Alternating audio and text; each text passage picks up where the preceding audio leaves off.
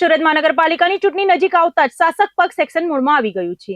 મતદારોને રીઝવવા અને બંધારણીય મૂલ્યોના જાળવણીના ભાગરૂપે પાલિકાએ એક ઐતિહાસિક નિર્ણય લીધો છે। શહેરના તમામ 9 ઝોનમાં આવેલા 75 જેટલા વિસ્તારો જે અત્યાર સુધી જાતિ સૂચક નામોથી ઓળખાતા હતા તેમના નામ બદલવાની દરખાસ્તને મંજૂરી આપવામાં આવી છે। સુરત મહાનગરપાલિકાના સત્તાધીશો આગામી ચૂંટણી પહેલા પડતર કામો પૂર્ણ કરવા અને મતદારોમાં હકારાત્મક સંદેશ મોકલવા માટે દોડ લગાવી રહ્યા છે। તેના જ ભાગરૂપે પાલિકા દ્વારા શહેરના વિવિધ ઝોનમાં આવેલી 75 જેટલી શેરીઓ, મહોલ્લાઓ અને ગલીઓના નામ બદલવાનો નિર્ણય લેવાયો છે।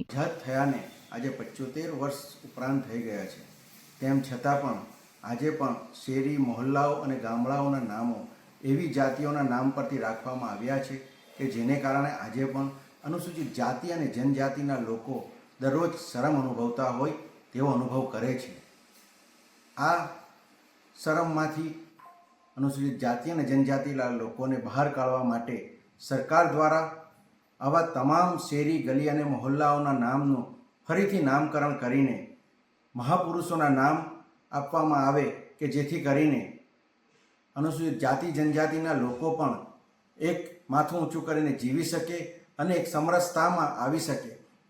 તેને કારણે જ આજે સુરત મહાનગરપાલિકા દ્વારા સુરતમાં સમાવિષ્ટ આવી 75 જેટલી શેરી, ગલી અને મહોલ્લાઓના પૈકી લગભગ 31 જેટલી શેરીઓના નામ આજે બદલી નાખવામાં આવ્યા છે અને ભવિષ્યમાં બાકીની જે બધી ગલીઓ બચે છે તેમાં ત્યાંના સ્થાનિક રહીશો, કોર્પોરેટરો અને આગેવાનો સાથે ચર્ચા કરીને અનુસૂચિત જાતિ જનજાતિના જે મહાપુરુષો છે તે લોકોના નામ પરથી આ શેરીઓનું નામકરણ કરવામાં આવશે।